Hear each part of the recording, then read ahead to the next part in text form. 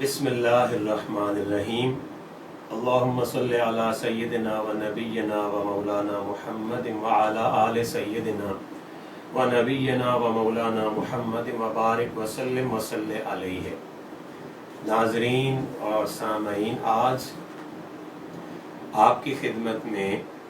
میں ایک معاشرتی اور سماجی ناانصافی کی نشاندہی کرتے ہوئے اس کے بارے میں حضور صلی اللہ علیہ وآلہ وسلم کی ایک حدیث مبارک کی روشنی میں چند باتیں عرض کرنا چاہوں گا۔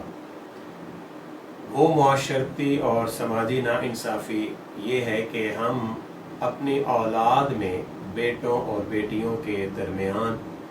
ایک امتیازی سلوک روا رکھتے ہیں، فرق کرتے ہیں،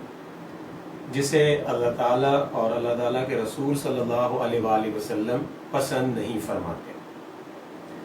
رسول اللہ صلی اللہ علیہ وآلہ وسلم نے ارشاد فرمایا کہ اللہ سے ڈرا کرو، اس کا تقوی اختیار کرو، اور اپنی اولاد کے درمیان عدل اور انصاف کیا کرو۔ اور اسی طرح ایک دفعہ رسول کریم صلی اللہ علیہ وآلہ وسلم نے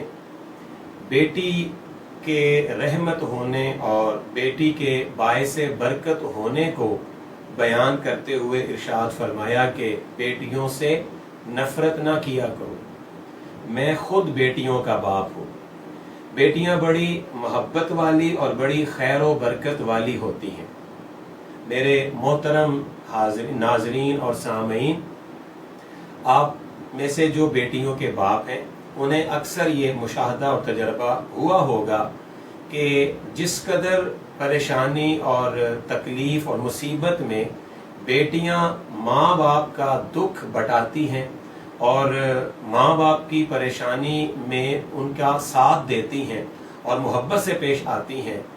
اس قدر بیٹے محبت اور شفقت سے پیش نہیں آ رہے ہوتے۔